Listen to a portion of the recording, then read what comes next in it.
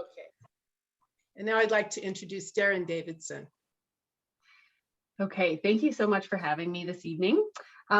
Just a quick note about Texas, where I worked at a botanic garden down there, the Lady Bird Johnson Wildflower Center, as was mentioned. And it is dedicated to nothing but native plants from Texas. Texas is a huge state. They have many, many ecoregions. So there are a lot of native plants, but it's a wonderful place. So if anybody is ever in Austin, I highly recommend you get down to the Wildflower Center. And right now, actually, they are in peak wildflower season. So it's kind of fun. But tonight I was asked to talk about native plants, native trees, kind of why they're important, why we want to have them in our landscapes. And also, I know you all have lots of sort of open areas. And so I broke this down into sort of 4 sections. So I'm going to briefly talk about why native plants, why it's important to be thinking about these sorts of things. And then a little bit about how you use the native plants. Then I'm going to actually go through a bit of a plant list. So I'm going to actually talk about some alternatives to your kind of typical introduced species and some native alternatives that you could introduce. And then when I was talking with Karen about this program, she was mentioning wildlife and pollinators. And so I'm going to talk about how you can really create pollinator habitat easily. And just there's some kind of rules of thumb and guidelines you want to follow for how to best make your habitat. And then that will bring us to the end. And so I just want to double check, how long does this meeting usually go? And is there anything that you'll need to do besides my presentation? No, we had said about Okay. an hour, and that Okay. we hope that could include questions and answers as well. Okay, cool, sounds good. Okay, well, I will get started because I am going to cover a lot of material. This is something that I love teaching about and talking about. As the horticulture agent of Boulder County, I cover sort of all things horticulture, but native plant horticulture is really one of my niche areas. So let's start out with why native plants. Why do we care? Well, for one thing, when you're talking about working in the landscape, if you're working with or for nature, you're typically going to need to use fewer resources. So they're adapted to our native soils, to our native climate. You know, they don't need as many soil amendments. They typically don't need as much water. In the Western US, it's estimated that about 60% of municipal fresh water is put on the landscape. And so that's water that, you know, we're drinking, we're cooking with, we are bathing with, etc. 60% of that is going on the landscape. So especially here in the arid West, where water is becoming more and more scarce, this is a really important piece of the puzzle. There are a lot of introduced plants that are adapted or xeric, and so that's great, that are not necessarily native. But there are other things that are really important about native plants that sort of edge them above those adapted plants, and I'll get into that. So they do still use water. All plants need some water, but they're going to potentially use less. And so we just design our spaces to use less water. The other thing about native plants is that they provide pollinator and wildlife habitat. The wildlife that you want might not be those black and white skunks, but they're part of the ecosystem, right? We're all sharing the space. But generally, when we're talking about gardening with native plants and attracting wildlife, we're talking about songbirds and the pollinators. But lots of wildlife are going to take advantage of native plants, which is great. And it is very much an if you build it, they will come sort of thing.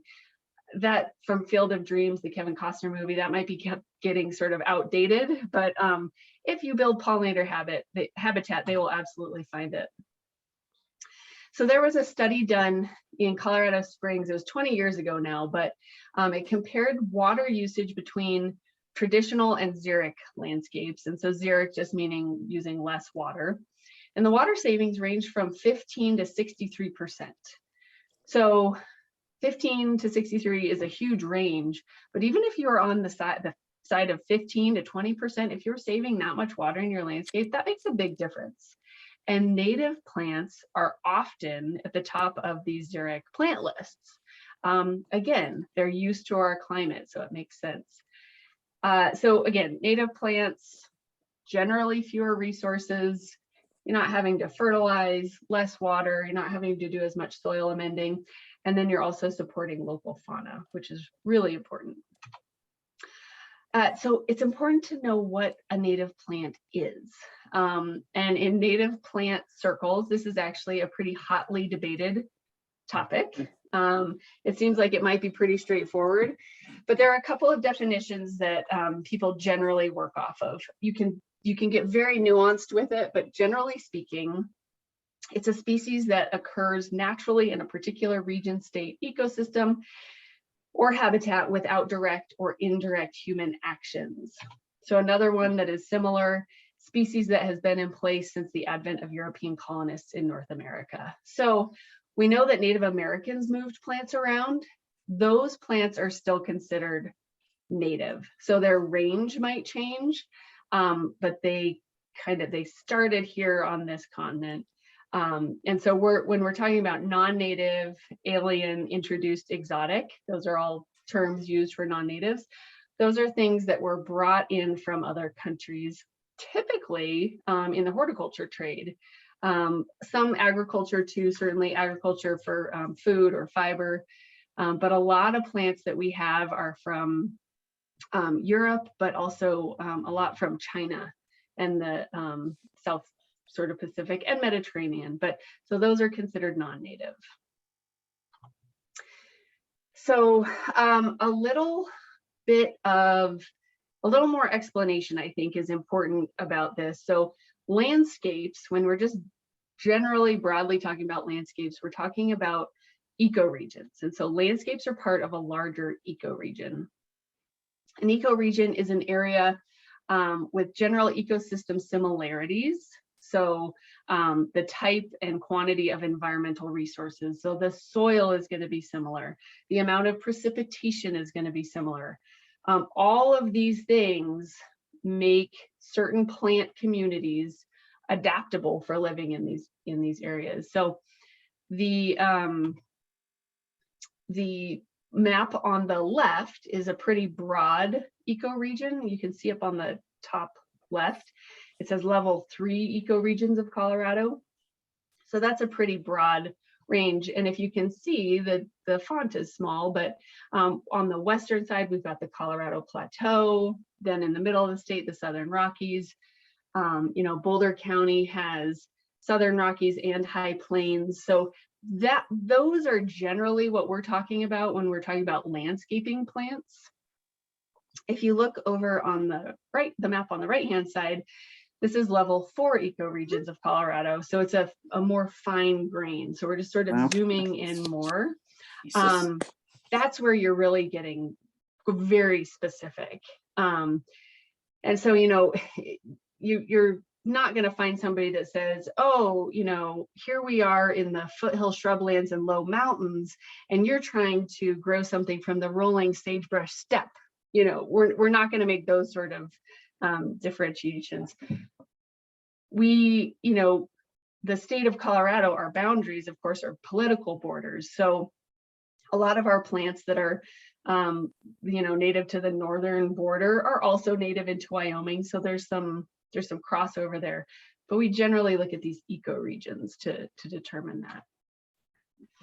And so where we are along the Front Range and sort of up into the foothills, if we define those, it's basically east of the Continental Divide, west of the prairies and plains, and then the north-south border is Wyoming to roughly Colorado Springs. So that's Front Range. Those are we're going to grow Front Range plants here. There are certainly some plants that might creep one direction or the other. We can definitely grow things that grow on the western slope. We can grow them here and vice versa, but we're focusing on the Front Range. And just in that area, we have all of these different ecosystems. You got forests, rocky hillsides, we got wetlands, of course, the short grass prairies. So lots of different vegetative communities are possible. The other thing about the Front Range is we have a very complex climate, and that's due to our proximity to the Rocky Mountains, this huge mountain range. So we can get these gigantic winds, we can get extremely heavy rains, we can get feet and feet of snow or no snow. You know, we can be drought, we can be in pouring rain. We have extreme weather here. A lot of that extreme weather is in temperature, right? So it's easy in Boulder County, we can be anywhere from 106 to way below 0. And what has been happening recently are these events called the polar vortex. There was a very notable one in, I think, November of 2014. And then there have been a few others since, where daytime temperatures were like close to 70, and then it just dropped in a matter of hours to sub-0. So if you're a plant, that is really hard to deal with, especially when these polar vortexes happen either in the fall before things have fully gone dormant, or in the spring when things are starting to wake up. If a plant is growing and it gets those temperature swings, that is so hard.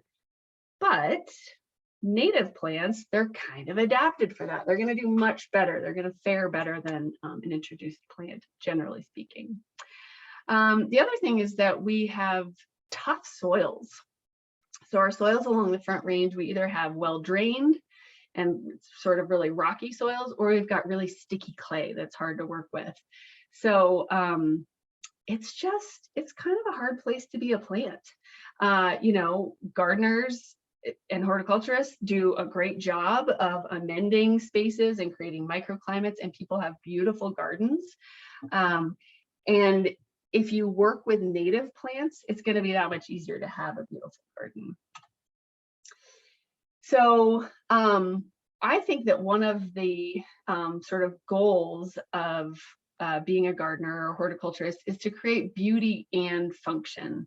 So if you're a homeowner, you want that curb appeal, you want it to look good, but if it can also function well and be a part of the surrounding ecology and habitat and broader system, that's very cool. And we're going to have a more positive impact on our surroundings.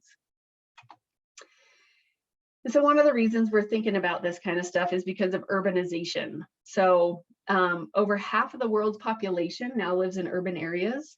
Around 2008, that tipped. We used to be over half the world's population was in rural areas. Now we're mostly in urban. We've paved 4 million linear miles of road, 40,000 square miles of blacktop. You can see that image of downtown Denver there, and the football stadium and all the parking lots. So, with population growth comes progress, comes infrastructure. And basically we're creating all of these impervious surfaces. So water can't infiltrate, plants can't grow, wildlife, pollinators don't have as much land. It's estimated that there's only about 3 to 5% of undisturbed habitat worldwide. So, it's a little bit doom and gloomy, but this talk is very positive because you're going to be left with things that you can put into action to help mitigate some of this. I just briefly wanted to touch on urban heat island effect in case people weren't aware of what that is. And so this is not a specific thing to planting native plants. Increasing vegetation in general helps with this, but basically urban heat island is when a city is significantly warmer than its surrounding areas, that is surrounding rural areas due to human activity. So during the day in the heat of the summer, roads, sidewalks, buildings, they just pull in they absorb the heat and the warmth from the sun. And then at night, in a natural landscape, what happens that those areas will kind of heat up, but then what happens is those areas cool off at night because plants are evapotranspirating and everything is getting cooled off. Whereas in a city, like a really concrete jungle area, all of that heat is being radiated back out into the atmosphere. And so the area does not cool down, and that creates the urban heat island effect. So you can see on this graphic here, if you start from left to right, you've got rural area, suburban, commercial, you get to downtown, and that line raises, and that's temperature going up over 3 degrees, like on any given day. And Denver actually has the 3rd highest urban heat island in the country. You think, you know, most people think of places like Las Vegas and Phoenix, and those also, you know, those are probably, you know, 1 and 2, but Denver is actually really bad because we are surrounded by the mountains and, you know, sort of rural flatland grasslands that cool down significantly. And again, it's that that comparison of daytime temps to, or of urban temps compared to the surrounding rural areas. So another thing with urbanization, it throws off our watershed and our water cycles. Again, impervious surfaces don't allow water to infiltrate in. So when urban planners are creating plans, when HOAs are looking at their community spaces, anything that can be done to increase areas where vegetation can be planted, particularly native plants, and where water can infiltrate is key. And so I love that you all have this wildlife group. You all are thinking about this stuff. You've got volunteers.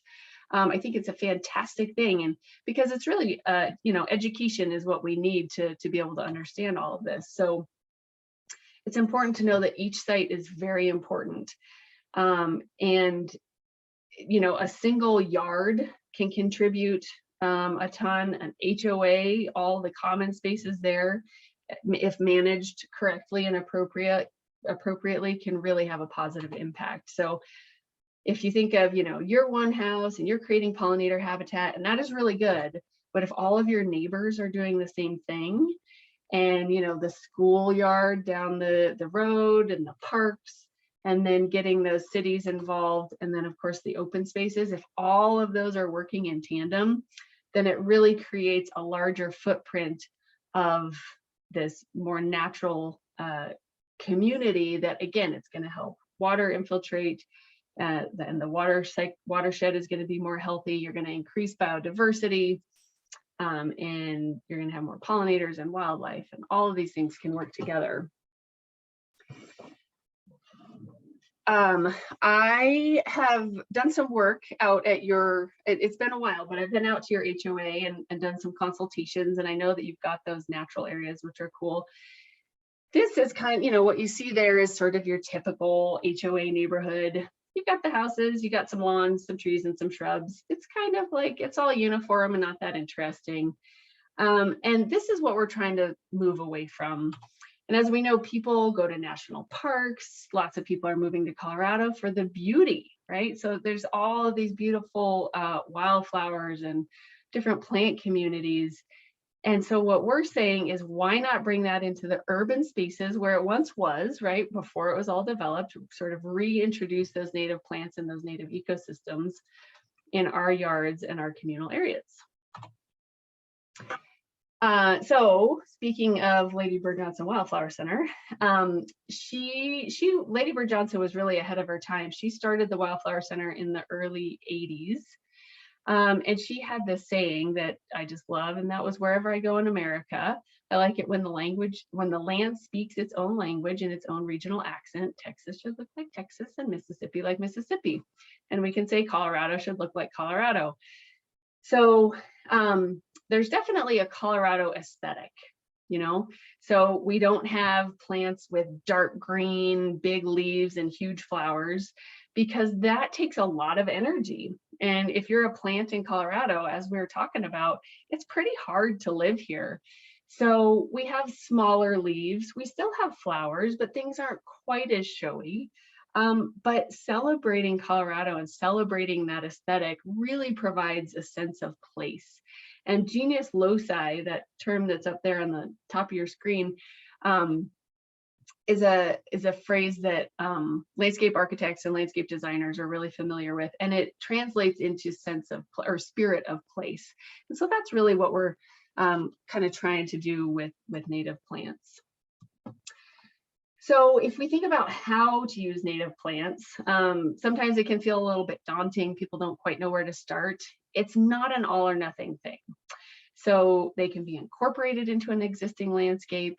They can be, fit into your design in any way. That image there is of Centennial Gardens in Denver, near Elitch's. And this is a mostly native garden. It's not all natives, but it's a mostly native garden designed in a very formal way. So you can have a formal landscape with native plants. A lot of people think, oh, if it's a native plant garden, it's going to be really messy. And, some people don't really like that aesthetic. But you can do it very, I was going to say tastefully. I don't know if that's the right word, but you can do it in a sort of manicured way. Then again, I mentioned this, but we can have adapted plants. And so that is a plant that is not native, but it's also not invasive. And that is key. But it is a plant that's able to thrive here in our local climate and our local soil conditions. The issue with plants that were introduced by the horticulture trade that have escaped and become invasive is that they get so comfortable. They like our soils and our climate so much that they push out and they crowd out everything else. And then you just get these monocultures of a single plant. And so biodiversity tanks, you don't get as many pollinators, and it's just sort of a ripple effect. It just becomes more and more sterile when you have these monocultures. So that's things like myrtle spurge. If you've heard of that, there are lots of campaigns to purge the spurge. It's a pretty little plant. A lot of people still have it in their gardens. But if it escapes your yard and gets into open spaces, it wreaks havoc. Another one is Mediterranean sage. I think you're going to be hearing from somebody talking about invasive weeds in another program. Mediterranean sage is a terrible one. There are fields of it.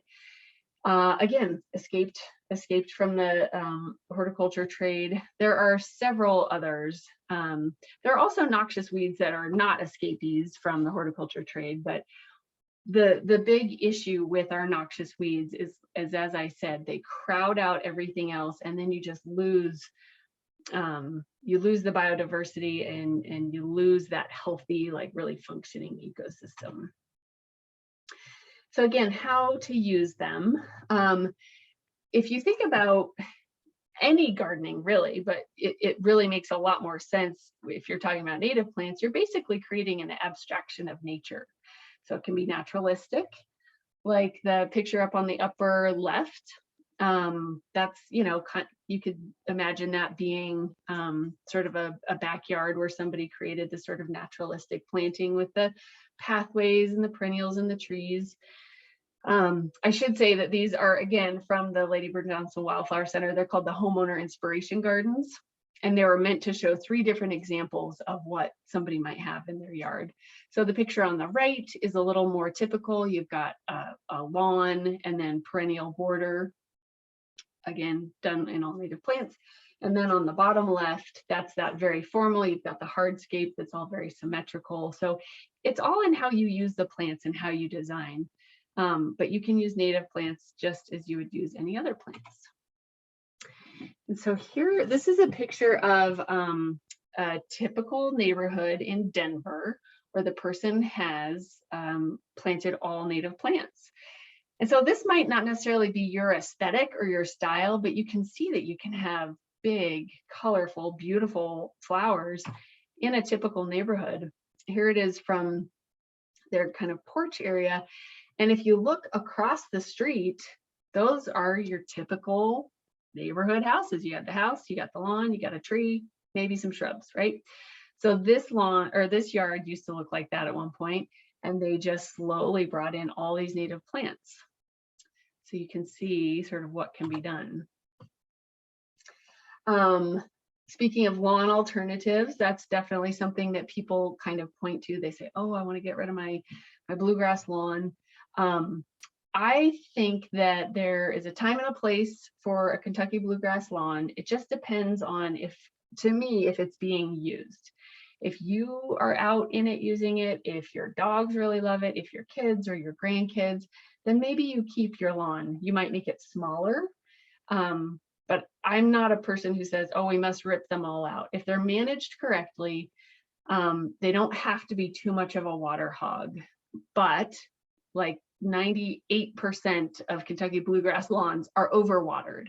So you can actually pull back on the water, but they do still take water. They don't really add much to the overall, ecosystem. So you could plant something like a bluegrass, a blue grama or a buffalo grass lawn. Those are two native grasses. So you can change those out.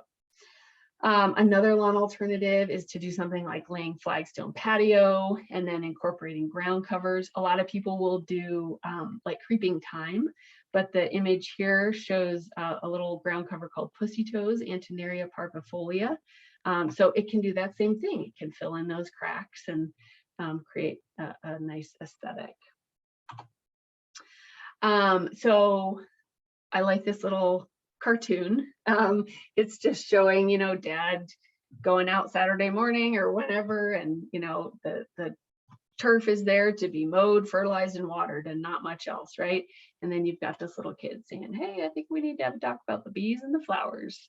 And I think more and more people are getting interested and even comfortable with the idea of having something more along the lines of what you see on the right hand side.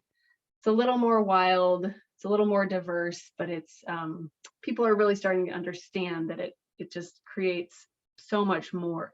There's so much more benefit to a landscape like that. Okay, I am now going to go through some plant lists. I'm going to go a little bit fast. If you have questions, I'm happy to answer those at the end. I can also provide some plant lists if you're not, if you're curious about anything, but I'm doing this sort of, instead of this, plant this. So we see calorie pears planted a lot. They do have pretty white flowers in the spring, but they are basically a food desert. Not a lot of our native insects like calorie pear. There's just not much going on. So an alternative is serviceberry, Amelanchier and alnifolia. Also gets white spring blooms, has smooth dark bark similar to the calorie pear. It has a different shape and structure. So these aren't like exactly one for ones, but just alternatives to be thinking about. And then serviceberry has an edible fruit, so you can harvest it and eat it, and then also wildlife is going to be attracted and really be able to benefit from it. Instead of Russian olive, I know nobody's going out and planting Russian olives anymore, but a lot of people still have them and want to keep them because, it's a big mature tree and it provides shade or whatever else. But an alternative there is silver buffalo berry. Also has the silvery foliage. It's more of a shrub. It's not a tree, but it does have a similar look. It gets these red berries, and you can see the leaves. If you're familiar with Russian olive, has similar leaves there. It does have thorns, which is important to think about if you're planting it. You want to plant it strategically, but it's a really good, it can make a good sort of large hedge, and songbirds really like to take cover in there. Instead of silver maple, we have a lot of silver maples planted around here. We have a native maple, big tooth maple. It's got the really beautiful maple leaf shape. Chlorosis isn't an issue. So if any of you have maple trees and they're always turning kind of yellow, that's probably because they've got iron chlorosis, which is an iron deficiency. Big tooth maple, they're used to our conditions. Iron chlorosis is not an issue. And then they have really beautiful fall color and a really lovely branching pattern.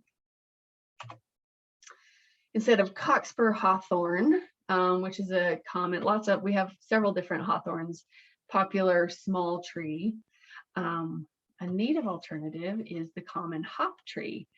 You do not see this one planted very often. It can be a little bit tender. It's not, you know, I was talking about where in Colorado are they native to? It's not quite this far north, but it's a really cool little tree. It has aromatic leaves when they're crushed. It smells really nice, has a glossy leaf. You can see there, it's got cute little white flowers, not that showy, but the flowers turn into these wafer-like samaras or seeds. And so that's just kind of another sort of bit interest in how it looks. Cranberry bush viburnum is planted all the time. People like the color that the leaves change and it gets these berries, but you know, it gets all kinds of problems too. It can get scorched by the sun and look really terrible. It also gets something called eriophyid mites, which is a little tiny microscopic invertebrate that creates these galls on the leaves that are just kind of yucky. So it's planted all the time because it survives here, but it often doesn't look that good. So chokecherry is an alternative. Chokecherries get larger than cranberry bush viburnum, but has pretty white spring blooms and it has a persistent fruit. That's what a lot of people like about the viburnum. And this one tolerates some shade, which is nice because a lot of people have shady areas that are kind of tricky. Instead of smoke bush, we could do gamble oak. So smoke bush are really pretty and they get the cool flowers and seed heads. But again, as far like ecologically speaking, there's not a lot going on. It might be pretty and attractive, but not a lot of function. Gamble oak, on the other hand, is an oak tree. It's a small oak tree. It's not like one of the big stately red oaks or English oaks. And it gets a little bit of fall color. It can handle some shade, and it'll either be a multi or a single stem tree. And its birds absolutely love it. So if you have an area, maybe you back up to sort of an open space area, and so you're trying to kind of blur that line between that habitat and your yard having habitat, or if you're a birder, they absolutely love this. So excellent choice for that. Okay, now we're going to go into some shrubs and then we'll do a couple perennials. So instead of Russian sage is planted everywhere. So for one thing, it's overplanted, right? There's too much of it. It's also super aggressive, and it'll, you know, it's really, really hard to get rid of. It just like once it takes hold, it's in its place. It does have pretty purple flowers, but we have a native alternative with pretty purple flowers, and that is lead plant. It gets these purple spikes in the summer and it gets bright orange pollen. So you get that orange and purple contrast, which is really pretty. It has an upright habit like the Russian sage. And it is a legume.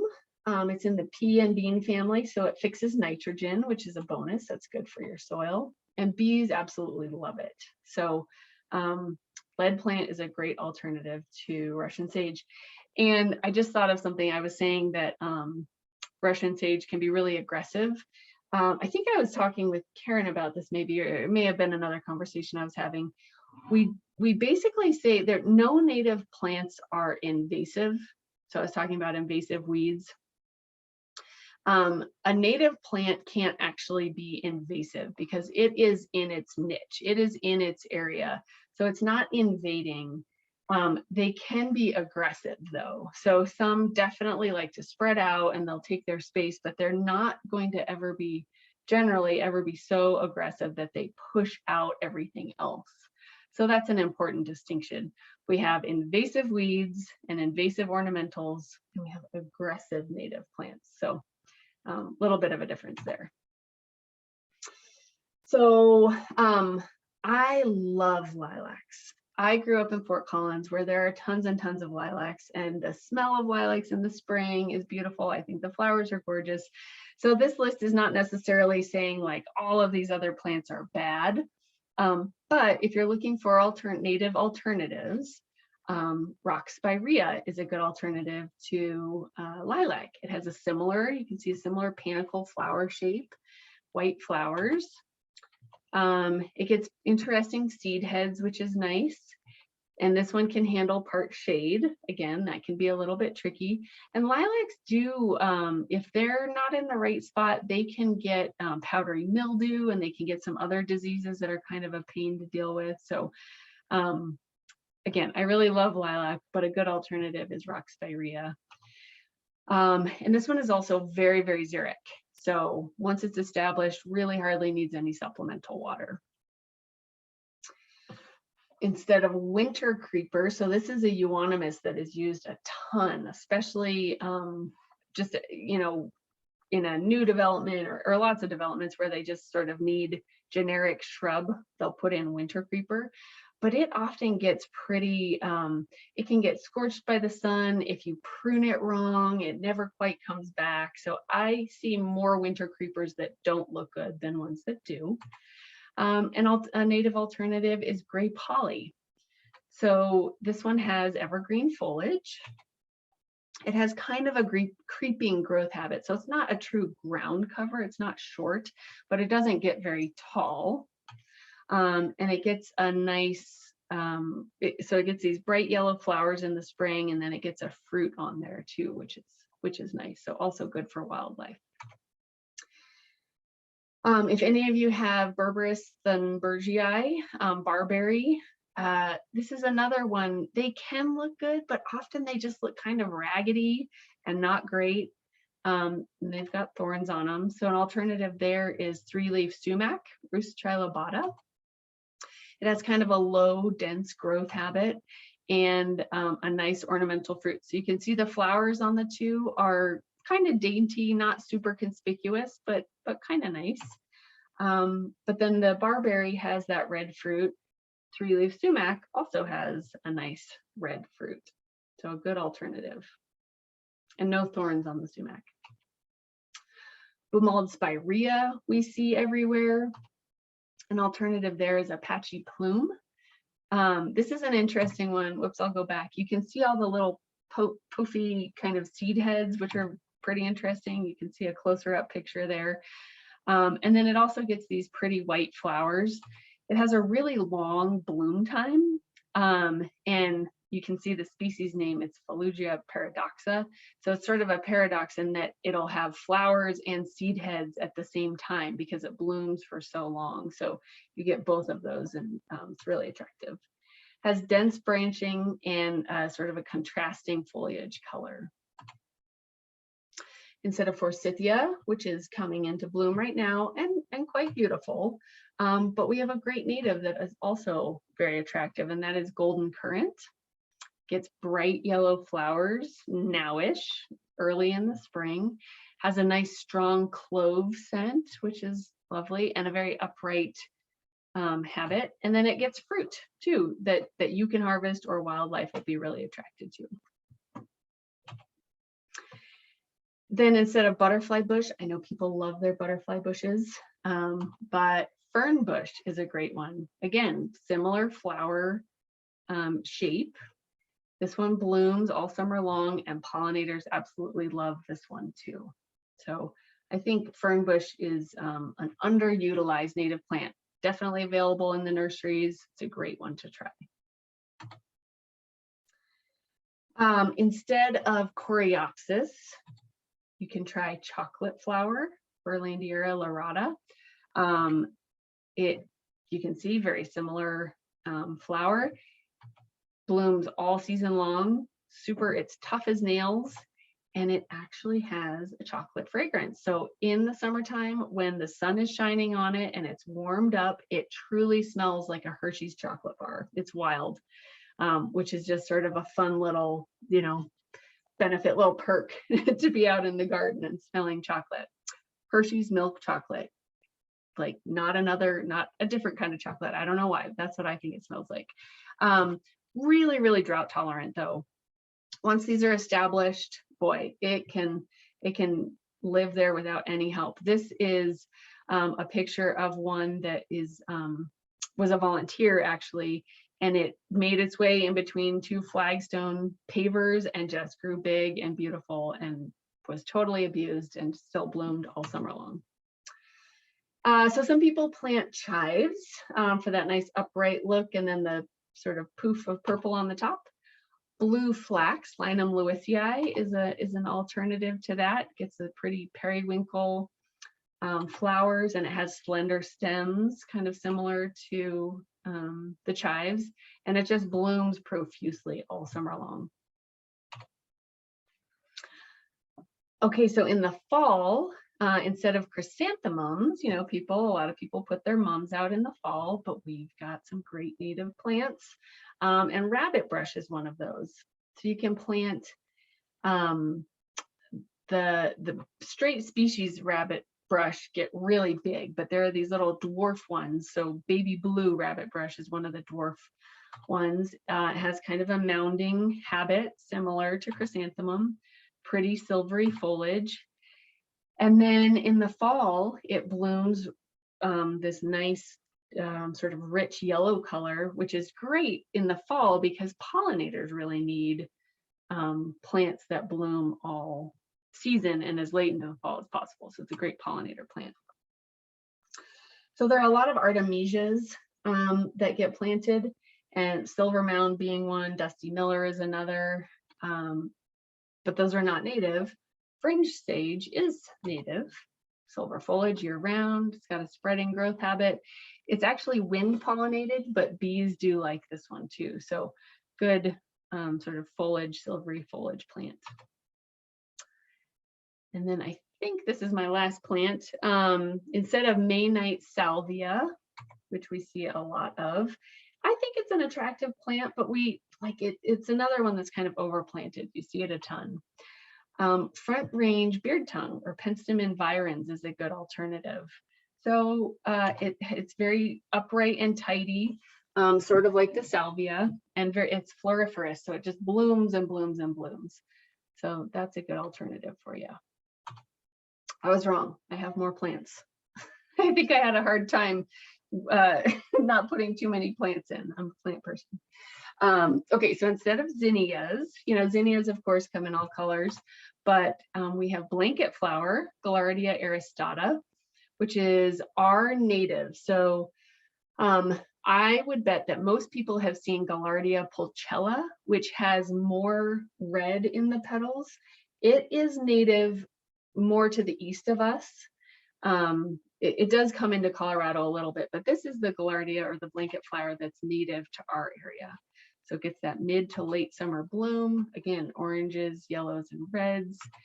Bees really like this one. And there's a species of moth who's, if you can see in the middle of the picture on the right, they have red wings and yellow heads. This moth, the entire life cycle takes place on Gaillardia aristata. So the adults lay the eggs, the larvae come out and grow into adults, and so on and so forth. So just a very cool relationship between pollinator and wildflower. Okay, I bet this is my last one. So instead of crocus, which are coming up now, of course, crocus, they're like, you know, first signs of spring. We love to see them, but we have the native pasque flower. Blooms at the same time. Again, first sign of spring, early spring, lavender blooms. And they get these fun ornamental seed heads that are kind of crazy looking, but they sort of occupy a similar niche. Low growing, early spring, but these are the natives. All right, you guys, I'm embarrassed. I'm gonna stop saying this is my last plant. I didn't remember I had put so many in here. So some folks plant oregano. Yes, you can harvest this and cook with it, but they also plant it as an ornamental. But we have bee balm, which is a fantastic plant. There are several species of bee balm. You'll see them with like dark reds and dark purples. But again, this is our native, Monarda fistulosa. And it's got fragrant foliage and flowers. So if you crush the leaves, just like oregano, you get a nice herby fragrance. And again, pollinators love this one. So bee balm is a great native plant. Delphinium. Everybody loves delphinium. But we have a penstemon that is a great alternative, Rocky Mountain penstemon. So I talked about penstemon virens earlier. It's a shorter, more compact penstemon. This one is much taller, a little more similar to the delphinium. Doesn't lodge. So if any of you have grown delphinium grandiflorum, almost always they kind of flop over and you have to kind of cage them and figure out ways to prop them up. Rocky Mountain penstemon is still going to have that nice tall spike of flowers, but is less likely to lodge. Again, upright, floriferous, blooms a ton. Pollinators really like this one. You guys, I have a whole section of grasses, I'm just realizing. So instead of blue avena grass, little blue stem is a great alternative. This is a native prairie grass. It's a mixed prairie to tall grass prairie. So we have, like, out east of us is the short grass prairie. And as you go further east, you get into mixed grass prairie and then tall grass prairie out in Kansas, Nebraska. And we have some species that can survive here and are here naturally. Little blue stem that are mixed and tall grass prairie species, and little blue stem is one of those. So it starts out that blue-green color, gets that sort of rusty orange. In the fall, has a nice upright habit. And wildlife, there are actually butterfly species that need little blue stem for their larval stage. And then yucca is another alternative that has a similar look to the blue avena grass, same blue silver foliage. Yucca is going to provide you with nice winter interest, right? It's not something that gets covered up too well by snow and that sort of thing. And it's really more of a shrub. And then Carl Forester, I'm guessing everybody knows Carl Forester. It's used like crazy. It is really beautiful, but we have a great native alternative, and that is Indian grass. So you can see nice blue-green leaves and then the blonde seed heads, similar upright habit. And again, like I said, that nice seed head. Miscanthus, I don't see this used as much as it once was, but it's still around and it can seed out and get kind of weedy. Alkali saccatone is another really beautiful native grass that's big and has big showy arching seed heads. And then Indian grass is another one that you could do instead of miscanthus. Also upright, has the showy seed head, and again, it's native, so a good alternative to that. Okay, so when you're talking about how to choose what plants, this is true for any kind of gardening, any plant, but particularly when you're talking about native plants. You can do it by what actually grows together naturally.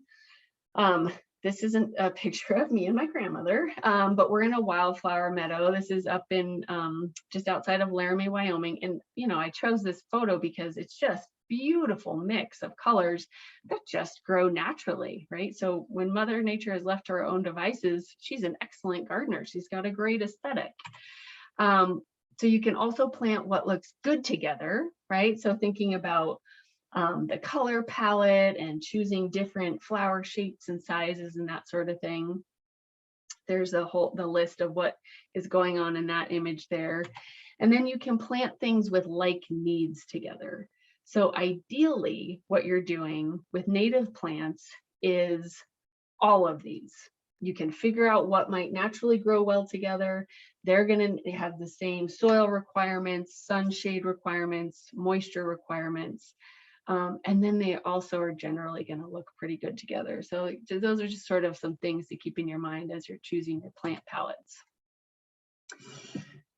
So now if we think about maintenance differences, again, I was saying in the beginning, like a lot of people think native plants have to be messy, and they're not going to look good. They don't have to be messy. All plants need some sort of treatment, some sort of maintenance to look a particular way. Same thing with natives. You can shear them, deadhead them, exfoliate them. You can do whatever you want. And it's just all about what your aesthetic is and how you want them to look. I will say, native plants do not shine in the nursery. They often don't look really good when they're in the pots. So our ornamental plants that are in the nursery, they have been bred and bred and bred to look really good on greenhouse shelves. They fertilize them like crazy, they water them like crazy, and they look fantastic. And then you get them home and maybe they keep looking good, maybe they don't. Native plants are not going to look really great. So you want to sort of, look online or somewhere to figure out what they look like when they're mature, and know that this thing that might look a little bit scraggly is really just a diamond in the rough. So some maintenance differences when you're talking about wildlife habitat. If you're really increasing your native plant palette to provide habitat, you want to delay or just sort of shift the timing of your spring and your fall cleanup. And that is less about the plants and what they need and more about what the pollinators need. So we have tons and tons of invertebrates, native bees, moths, butterflies, spiders, all kinds of things that overwinter in the leaf litter and that sort of thing that we might have in our garden. So in the fall, if you're trying to promote and support pollinators, you don't want to clean up every last leaf out of your garden bed. You, in fact, maybe clean up your lawn and put a lot of those leaves in your perennial gardens. And then in the spring, you want to leave those longer than what would feel normal. Like right now on these nice days, it's so tempting to get in there and rake everything out and clean everything up. But there are lots and lots of important pollinator species that are still overwintering in there. So if you can hold off and don't clean up until it's a little bit warmer, that's going to benefit them more. We talked about water. We talked about not having to fertilize or amend soils as much. You do need to mulch. Mulch is still a great thing for native plants. Organic mulch, and by organic I mean like wood mulch or bark mulch, that's going to hold moisture right at the base of the plant. So you need to know if you have a really xeric plant that really does not like extra moisture, then a rock mulch or a pea gravel mulch might be better for those plants. Okay, I know I'm zipping along. Let's see what time it is. So it's 7:29. We got a little bit of a late start, so I'm going to go for another like 5-ish minutes or so. And then hopefully that'll leave enough time for questions. But Karen was saying, like, talk about the pollinators and who the native plants are supporting. And so I just like to give a few tips about how you can do that. So one thing that's very cool is that you can create a garden that's really beautiful for you, and it also provides habitat. So I think that's key. So habitat is really critical, and we can do it just about anywhere, even if you have a tiny little piece of land. And urban habitat can have high pollinator species richness, which is key. Now, urban, I know you guys aren't in an urban area, but I mean, like in a developed neighborhood, you can really have a lot of impact. So when you're designing for pollinators, you want to have a good variety of plants. So, again, you don't want that monoculture. You want them to have a lot of different choices. You want to plant in groupings or swaths. So you want to have sort of big clumps of the same plant so that they can go out on a foraging run, pollinate, and then go back to the nest. And they don't have to work a lot by zipping around different areas. This is particularly for bees, our native bees. So in Colorado, we have just over 950 species of native bees. And they have very different requirements than like honeybees that live in a perennial colony. So they're solitary bees, and many of them live in cavities, in old logs, in wood. People build those bee condos. So providing things like that is great. And then most of our native bees are actually ground nesters. So you can see that little bee poking her head out of the ground there. they dig these tunnels down into the ground, just a single bee, and she'll lay eggs in these cavities and then come back out and leave the eggs and the larvae to their own devices. So having an area of undisturbed ground is really great for them. And you don't want to put down landscape fabric. So that's not good for ground nesting pollinators. It also doesn't really do you much good. So we don't recommend landscape fabric anymore.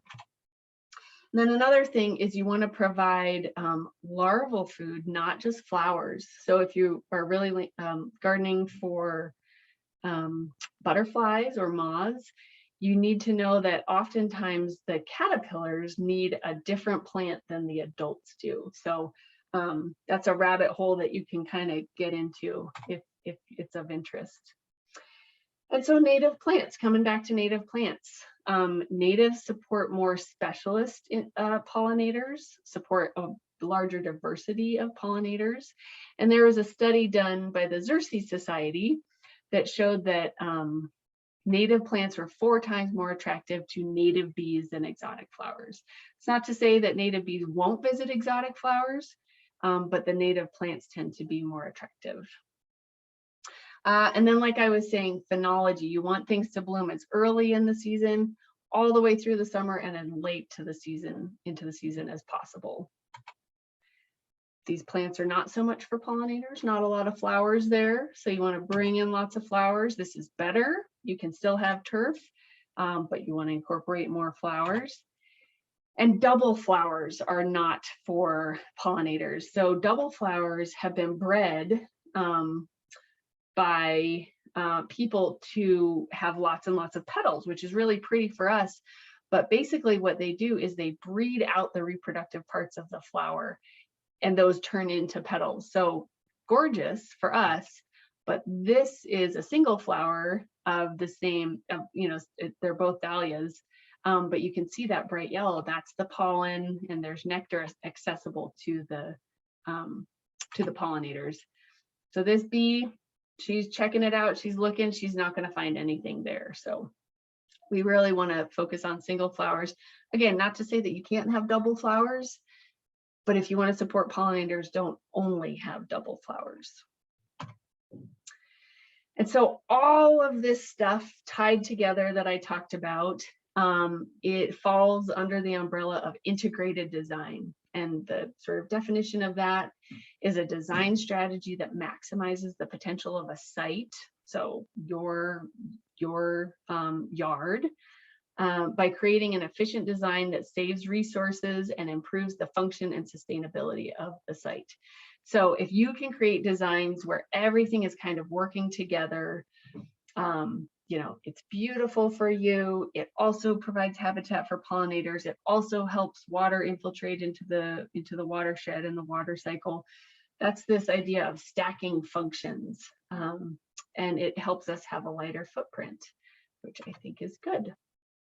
And so just one other way to kind of capture that thought, if we as gardeners and as people who enjoy the outdoors and nature, if we look at the whole system rather than just how do we get curb appeal, it can all work together, which is great. So if we start on the upper right, we're trying to beautify our landscape. So we've got flowers, trees, and shrubs. But if we use native plants going around clockwise, that's going to bring in the function. We're creating habitat. We're using less water. Continuing on, by creating habitat, we're bringing in more beauty. We've got pollinators, we've got birds, we've got all this great diversity. And then again, by having native plants and pollinators and birds, we're improving the ecology of our site and increasing that biodiversity, which again falls into function, and it just is a cycle that keeps feeding itself.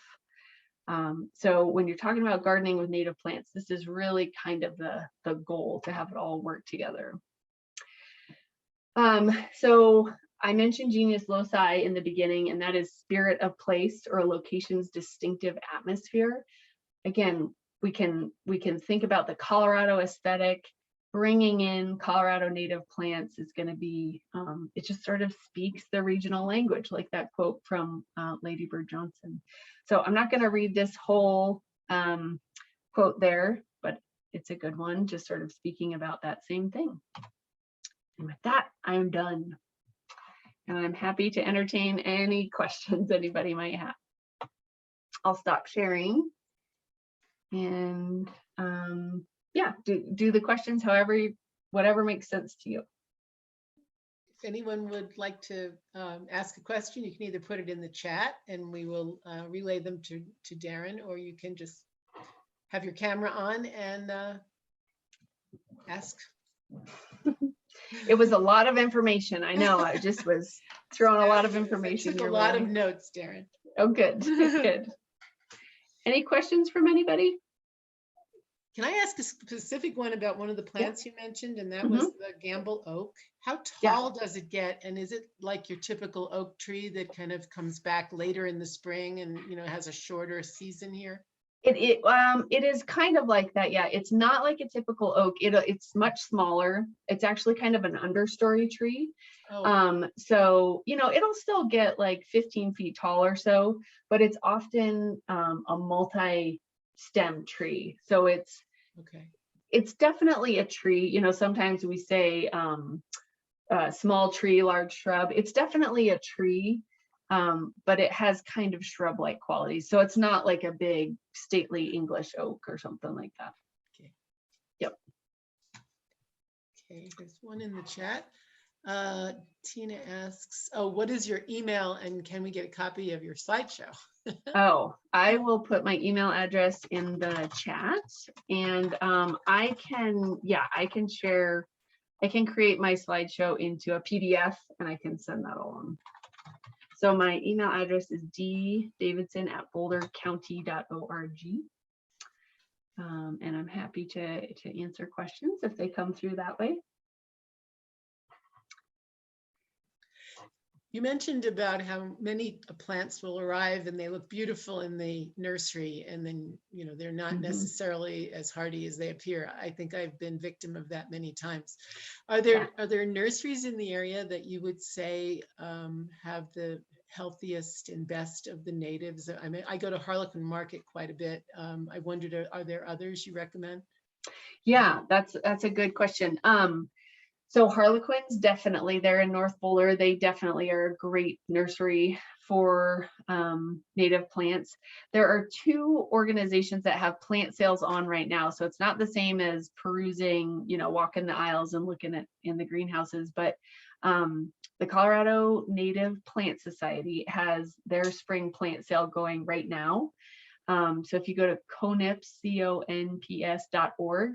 you can find out information about that. And then the High Plains Environmental Center, which is actually out of Loveland, they have an online plant sale happening right now too.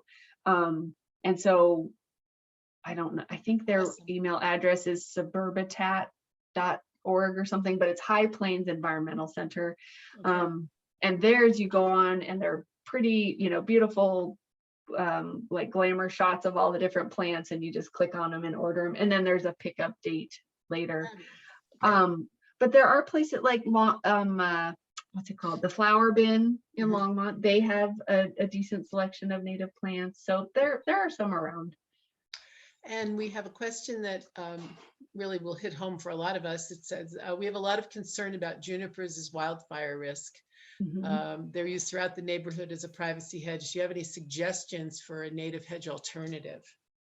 Yeah, right. So how old is your development? Can you remind me?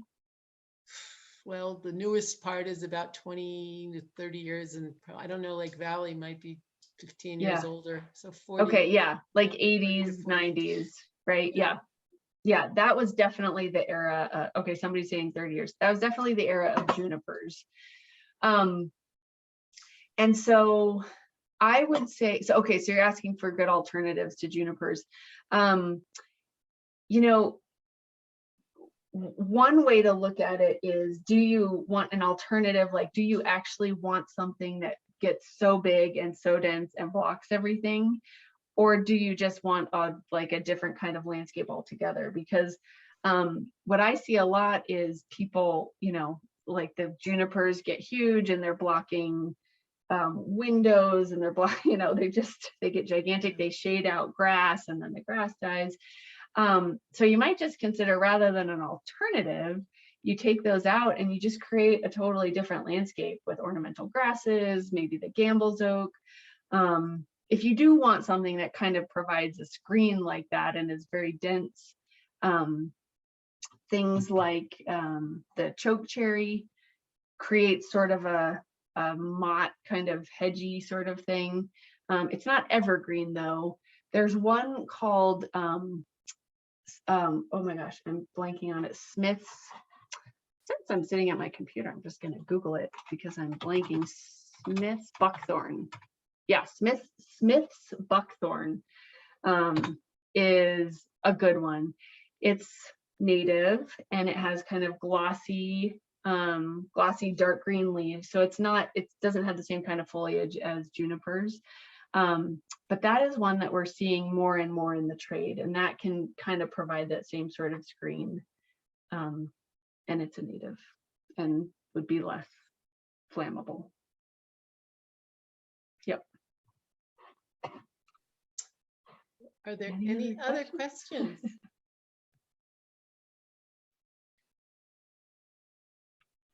I want to make sure that I didn't miss anybody. Yeah. Oh, Yeah. okay. If not, that's okay. I'm happy to, like I said, also happy to field questions via email another time. A couple people are just chiming in with thank you so much. Thank Yeah. you, Deryn. It was really wonderful. As I said, I took a lot of notes. I'm sure everyone else did as well. And Good.